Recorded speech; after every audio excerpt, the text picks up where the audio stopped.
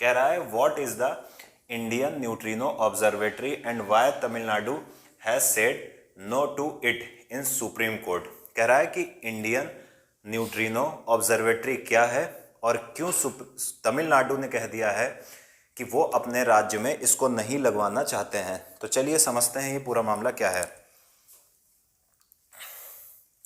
देखिए सबसे पहले तो वही चीज है, कॉन्टेक्स्ट क्या है। Tamil Nadu government has made clear to the supreme court. Tamil Nadu की गवर्नमेंट ने सुप्रीम कोर्ट में इस बात को क्लियर किया है। क्या क्लियर किया है ये समझिए। It does not want the Indian neutrino observatory to be set up in eco sensitive zones in the western Ghats. Tamil Nadu की सरकार ने कहा है कि वो नहीं चाहती है कि जो वेस्टर्न घाट का इको सेंसिटिव जोन है वहाँ पर इंडियन न्यूट्रिनो ऑब्जर्वेटरी स्थापित की जाए। अब हमारे लिए ये टॉपिक वैसे भी बड़ा इंपॉर्टेंट है पूरी दुनिया में। हम इससे बहुत सारी अच्छी अच्छी चीज़ें सीखेंगे। पहला हम समझेंगे न्यूट्रिनो क्या है, फिर ऑब्जर्वेटरी की भी बात करेंगे, फिर साथ ही साथ हम इको सेंसिटिव जोन की भी बात करेंगे। तो चलिए समझते हैं सबसे पहले न्यूट्रिनो क्या है। फंडामेंटल एलिमेंट्री पार्टिकल यानी जो मौलिक या मूलभूत पार्टिकल होता है, मूलभूत प्राथमिक कण जिसको बोलते हैं, वो ये है। अब ये इससे कुछ खास समझ में नहीं आया होगा। जैसे मैं कह दूं कि फंडामेंटल राइट, तो इसका मतलब है जो आपके सबसे प्रमुख क्या हैं, राइट्स हैं, अधिकार हैं। वैसे ही अगर मैं कह दूं कि यह है फंडामेंटल एलिमेंट्री पार्टिकल, यानी जो सबसे प्राथमिक पार्टिकल है उसी को कहते हैं न्यूट्रिनो। आगे थोड़ी सी और जानकारी लेते हैं। वेरी हार्ड टू डिटेक्ट, इसको डिटेक्ट करना या इसको खोजना बहुत कठिन है। क्यों, ये देखते हैं। Hardly interact with other forms of matter. देखिए इनको खोजना इसलिए कठिन है क्योंकि ये मैटर से किसी भी प्रकार से कोई भी रिएक्शन या इंटरेक्शन नहीं करते हैं, यानी कोई भी इस दुनिया में पाए जाने वाले पदार्थ से ये बहुत कम इंटरेक्ट करते हैं। क्यों? Due to their lack of electric charge. ये इन पर किसी भी प्रकार का इलेक्ट्रिक चार्ज नहीं होता। ऐसे प्रोटॉन पर P होगा, इलेक्ट्रॉन पर निगेटिव होगा, तो न्यूट्रिनो पर किसी भी प्रकार का कोई इलेक्ट्रिक चार्ज नहीं होता है। इसलिए ये किसी भी मैटर से आप देखोगे इंटरेक्ट नहीं करेंगे, इसलिए इनको डिटेक्ट करना बहुत टफ होता है। आगे देखते हैं। Produced in high energy processes. कह रहा है कि जो बहुत उच्च ऊर्जा वाली प्रोसेसेस या प्रक्रियाएं होती हैं उनके माध्यम से इसका प्रोडक्शन होता है। जैसे स्टार्स, सूर्य में हमको पता है कि हाइड्रोजन हाइड्रोजन मिलकर हीलियम बनाते हैं, न्यूक्लियर फ्यूजन या नाभिकीय संलयन की प्रक्रिया होती है, वहीं से निकलते हैं न्यूट्रिनो। न केवल सूर्य से हमको पता है कि हमारा सन एक स्टार है, इसलिए बहुत सारे स्टार से, जितने भी ब्रह्मांड में स्टार्स पाए जाते हैं उन सब से न्यूट्रिनो का उत्सर्जन होता है। न केवल स्टार या सन से बल्कि सुपरनोवा से भी न्यूट्रिनो का उत्सर्जन होता है, क्योंकि ये भी एक हाई एनर्जी प्रोसेसेस है। अब बात आती है कि सुपरनोवा क्या होता है। देखिए अंतरिक्ष में कोई भी ऐसा विस्फोट जिससे बहुत ज़्यादा चमक उत्पन्न हो उसको सामान्य तौर पर हम सुपरनोवा बोलते हैं। फिर बोल रहा हूँ कि अंतरिक्ष में कोई भी ऐसा एक्सप्लोजन या विस्फोट जिससे बहुत चमक के साथ विस्फोट हो तो उस चमक को सुपरनोवा बोलेंगे। जैसे कहा जाता है कि जब स्टार अपने जीवन की अंतिम अवस्था में पहुंचता है तो उसमें अचानक से एक विस्फोट होता है और उस विस्फोट के बाद स्टार अपने जीवन चक्र को समाप्त करता है, स्टार को मोक्ष मिल जाता है। तो जो विस्फोट हुआ और विस्फोट से जो चमक उत्पन्न हुई तो उसी को सुपरनोवा बोलते हैं। जब विस्फोट हुआ, इसका मतलब जो विस्फोट हुआ वो कैसी प्रोसेस हुई, हाई एनर्जी प्रोसेस। तो स्टार से भी और सुपरनोवा की जो घटना होती है उसके माध्यम से भी न्यूट्रिनो का प्रोडक्शन होता है। अगर हम अर्थ की बात करें तो कहा जा रहा है on earth produced by particle accelerators and nuclear power plants. ऐसा नहीं है कि ये सिर्फ स्टार से और सुपरनोवा से ही प्रोड्यूस्ड होते हैं, बल्कि हमारी पृथ्वी पर भी इनको प्रोड्यूस किया जा सकता है, इनका प्रोडक्शन हो सकता है। कैसे, ये देखिए पार्टिकल एक्सीलरेटर्स है। अब ये क्या होता है, इसको जो हिंदी में बोलेंगे उसको बोलते हैं कण त्वरक। अब ये क्या होता है ये समझिए। देखिए पार्टिकल एक्सीलरेटर का मतलब होता है किसी भी कण का, जैसे आप कह लो प्रोटॉन, न्यूट्रॉन, कुछ भी ले लो, इलेक्ट्रॉन, अगर हम इनकी काइनेटिक एनर्जी को बढ़ा दें या फिर हम इनकी वेलोसिटी को बढ़ा दें तो इसी को बोलते हैं पार्टिकल एक्सीलरेटर। तो सामान्य तौर पर क्या कहा जा रहा है कि अगर हम जो भी कण पाए जा रहे हैं, जैसे प्रोटॉन हो गया, जैसे इलेक्ट्रॉन हो गया, अगर हम इनकी काइनेटिक एनर्जी को बढ़ाएं या फिर हम इनकी वेलोसिटी को बढ़ाएं, तो अगर हम ऐसा करते हैं तो उससे भी न्यूट्रिनो का उत्सर्जन होता है। साथ ही साथ हमारे अर्थ पर बहुत सारे न्यूक्लियर पावर प्लांट हैं। न्यूक्लियर यानी यूरेनियम के माध्यम से हम बहुत सारी एनर्जी जनरेट करते हैं, तो वहाँ के द्वारा भी या वहाँ से भी न्यूट्रिनो का उत्सर्जन होता है। अब हम आगे आ जाते हैं कि आखिर सिग्निफिकेंस क्या है न्यूट्रिनो का। उम्मीद है यहाँ से आप बहुत सारी चीज़ें समझ पाए होंगे। पहली चीज़ ये है कि इन पर कोई इलेक्ट्रिक चार्ज नहीं होता है, इसलिए ये मैटर के किसी भी फॉर्म से इंटरेक्ट नहीं करते हैं। दूसरी चीज़, इसलिए इनको खोजना बहुत कठिन है। ये फंडामेंटल पार्टिकल हैं, यानी ये मौलिक कण हैं इस दुनिया के। इनका जन्म कैसे होता है, इनका प्रोडक्शन कैसे होता है, हाई एनर्जी प्रोसेसेस से, जैसे स्टार, सुपरनोवा। आगे हम देखेंगे कि क्या अर्थ पर भी हो सकता है, बिल्कुल। कैसे? पार्टिकल एक्सीलरेटर और न्यूक्लियर पावर प्लांट्स के द्वारा। आगे हम देखें प्रॉपर्टीज ऑफ द सन। देखिए, अगर हम न्यूट्रिनो के बारे में कुछ जानें तो उसका हमारे लिए क्या महत्व है, या फिर हम सिग्निफिकेंस समझ लेते हैं कि आखिर इसका सिग्निफिकेंस क्या है न्यूट्रिनो का। पहली चीज, प्रॉपर्टीज ऑफ सन। अब हम कह रहा है कि हम सन की प्रॉपर्टीज जान सकते हैं। अब ये क्या है ये समझिए। देखिए, मैंने कहा कि जो भी हाई एनर्जी प्रोसेसेस होती हैं उनके माध्यम से न्यूट्रिनो का उत्सर्जन होता है, पहली चीज है। यानी मैंने कहा कि सन से भी उत्सर्जन होता है। इसका मतलब क्या हुआ कि ये इनका निर्माण होता है सन के कोर में। सन में हमको पता है कि सन में बेसिकली 3 लेयर्स होती हैं, core, radiative zone, connective zone. तो कहा जा रहा है जो सबसे आंतरिक परत है, जो सबसे आंतरिक लेयर है, जहां पर हाइड्रोजन मिलकर हीलियम में कन्वर्ट होता है, प्लस बहुत सारी एनर्जी निकलती है, वहां पर इस न्यूट्रिनो का निर्माण होता है। अगर हम न्यूट्रिनो को जान लें, न्यूट्रिनो के बारे में और अच्छी जानकारी इकट्ठा कर लें, तो हम बेसिकली सन के बारे में और बेहतर ढंग से जान सकते हैं। क्यों? क्योंकि न्यूट्रिनो किसी भी अदर मैटर से इंटरेक्ट नहीं करता है। यानी न्यूट्रिनो आज भी उसी रूप में है जिस रूप में सन से उत्सर्जित हुआ था, तो सेम वही फीचर्स होंगे जो सन के अंदर से हैं।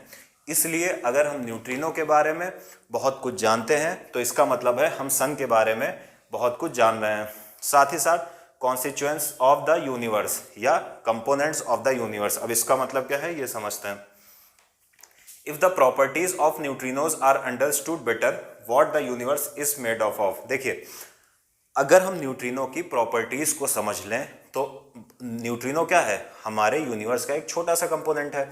इसका मतलब क्या हुआ कि हम अपने यूनिवर्स के बारे में और बेहतर समझ बना सकते हैं कि हमारे यूनिवर्स का जो ओरिजिन है वो कैसे हुआ था, बिग बैंग में कितनी सत्यता है, क्या बिग बैंग के माध्यम से यूनिवर्स का उत्सर्जन हुआ, तो बहुत सारी चीज़ें हमको पता चल सकती हैं। प्रूविंग अर्ली यूनिवर्स, यानी जो प्रारंभिक यूनिवर्स था उसकी जांच कर सकते हैं। कैसे? ये देखिए, देखो न्यूट्रिनोज इंटरेक्ट वेरी लिटिल। हम पीछे पढ़ चुके हैं, इन पर कोई चार्ज नहीं होता है, इसलिए ये बहुत कम इंटरेक्शन करते हैं। तो कह रहा है कि अगर हम इनके बारे में जान लें तो हम अपना जो आरंभिक ब्रह्मांड था, यूनिवर्स था, उसके बारे में जान सकते हैं। क्यों? क्योंकि undamaged messengers can give us a clue origin of the universe. क्योंकि अनडैमेज्ड हैं, क्यों? क्योंकि इंटरेक्ट नहीं करते हैं, इसलिए हमको जो ब्रह्मांड की उत्पत्ति है उसके बारे में और बेहतर इंफॉर्मेशन दे सकते हैं। अब हम देख लेते हैं इसका जो सबसे इंपॉर्टेंट एप्लीकेशन है मेडिकल इमेजिंग में। कैसे? मेडिकल इमेजिंग की अगर हम बात करें तो एक्सरे मशीन्स में, एक्सरे में क्या होता है कि आपके शरीर पर एक्सरेज डाली जाती हैं और वो अंदर तक जाती हैं और एक आपके शरीर के आंतरिक भागों का एक चित्र प्रस्तुत करती है, इमेजिंग प्रस्तुत करती है, इमेज प्रस्तुत करती हैं। न्यूट्रिनो क्या होता है कि न्यूट्रिनो भी ये जो पार्टिकल है न्यूट्रिनो नामक, ये आपकी बॉडी को आर पार कर जाता है, यानी आपकी बॉडी के आर पार निकल जाता है और टकराता भी नहीं है शरीर में कहीं। तो ये याद रखना कि न्यूट्रिनो ऐसा पार्टिकल है जो हमारे शरीर को, हम खड़े रहते हैं और बहुत बड़ी मात्रा में न्यूट्रिनो हमारे शरीर के आर पार निकलते रहते हैं, हमको पता भी नहीं चलता। तो यहाँ पर क्या कह रहा है कि अगर ये पार्टिकल आर पार निकल रहे हैं तो इसका मतलब क्या होगा कि एक्सरे मशीन्स के माध्यम से जो इमेजिंग हम करते हैं वहाँ पर भी इनका प्रयोग कर सकते हैं, प्लस MRI स्कैन जो होता है वहाँ पर भी इनका प्रयोग कर सकते हैं। तो बस इसका मतलब क्या हुआ कि मेडिकल इमेजिंग के क्षेत्र में हम न्यूट्रिनो का प्रयोग कर सकते हैं, तब जब हम न्यूट्रिनो पर और बेहतर कमांड स्थापित कर लें, हम इसके एप्लीकेशंस को समझें, तो हम इसका शरीर के जैसे एक्सरे होता है, स्कैनिंग होती है, उसके स्थान पर न्यूट्रिनो का भी प्रयोग संभव हो सकता है। आगे देखें, अब हम उस चीज़ को देखते हैं जिसके लिए अभी तमिलनाडु की सरकार ने सुप्रीम कोर्ट में मना किया है कि वो नहीं चाहते हैं कि तमिलनाडु में इंडियन न्यूट्रिनो ऑब्जर्वेटरी स्थापित हो। देखिए क्या है ये observatory, Indian neutrino observatory particle physics research mega project है। देखिए ये बेसिकली जो ऑब्जर्वेटरी है ये न्यूट्रिनो के बारे में और बहुत सारी जानकारी इकट्ठा करने के लिए तमिलनाडु के थेनी डिस्ट्रिक्ट में स्थापित की जा रही है। अब हालांकि पहले भी आप देखोगे तो NGT ने इसके लिए मना किया था, लेकिन ये बहुत इंपॉर्टेंट है क्योंकि न्यूट्रिनो की जानकारी हमारे देश के लिए, साइंस टेक्नोलॉजी के लिए बहुत ज़रूरी है, इसलिए इसको तमिलनाडु में स्थापित किया जा रहा था। अब ये क्यों स्थापित किया जा रहा था? To study neutrinos in 1200 metre deep cave. इस बात को याद रखना कि जो एक 1200 मीटर अंदर एक गुफा में या डीप केव में, पर्वतों के बीच में, चट्टानों के बीच में, वहाँ पर ये प्रोजेक्ट स्थापित किया गया था, स्थापित किया जा रहा था। क्यों? ताकि भारत को न्यूट्रिनोज के बारे में, जो फंडामेंटल एलिमेंट्री पार्टिकल हैं उनके बारे में और बेहतर जानकारी मिले। तो अभी सुप्रीम कोर्ट में मामला है, तमिलनाडु सरकार ने कहा है कि वो नहीं चाहते हैं कि इको सेंसिटिव जोन में INO की स्थापना की जाए या इंडियन न्यूट्रिनो ऑब्जर्वेटरी की स्थापना की जाए। यहाँ से एक बहुत बेहतर क्वेश्चन बनता है, शायद किसी एग्जाम में पूछा जा चुका है कि इंडियन न्यूट्रिनो ऑब्जर्वेटरी की स्थापना कहाँ की जा रही है। तो इस बात को याद रखना, तमिलनाडु थेनी डिस्ट्रिक्ट। तो तमिलनाडु तो याद ही होना चाहिए, अगर थेनी डिस्ट्रिक्ट याद हो जाए तो और बेहतर है। अब सबसे लास्ट चीज़ इस न्यूज़ की कि आखिर ये इको सेंसिटिव जोन क्या होता है, अब इसकी बात कर लेते हैं। देखिए कह रहा है इकोलॉजिकल फ्रेजाइल एरिया, यानी पारिस्थितिकी रूप से अगर आप देखोगे तो बहुत ही संवेदनशील क्षेत्र। क्यों? ये समझते हैं। हम सबको पता है कि हमारे देश में कुछ प्रोटेक्टेड एरियाज होते हैं, जैसे national park, wild life sanctuaries, यानी राष्ट्रीय उद्यान और राष्ट्रीय पार्क और वन्यजीव अभ्यारण्य। जो भी प्रोटेक्टेड एरियाज होते हैं उनके चारों तरफ जो 10 किलोमीटर का क्षेत्र होता है उसको बोलते हैं इको सेंसिटिव जोन। इस बात को याद रखना कि जो भी नेशनल पार्क या वाइल्ड लाइफ सेंचुरी होती है उसके चारों तरफ का जो 10 किलोमीटर का क्षेत्र होता है उसको बोलते हैं इको सेंसिटिव जोन। इस बात को याद रखना है। अब 10 किलोमीटर का हमको पता है कि नेशनल जो पार्क होगा उसके चारों तरफ 10 किलोमीटर का जो क्षेत्र है वो भी बड़ा सेंसिटिव होगा, तो इसीलिए उसको इको सेंसिटिव जोन का दर्जा दिया जाता है। UPSC IAS में ये क्वेश्चन पूछा जा चुका है। आगे देखते हैं।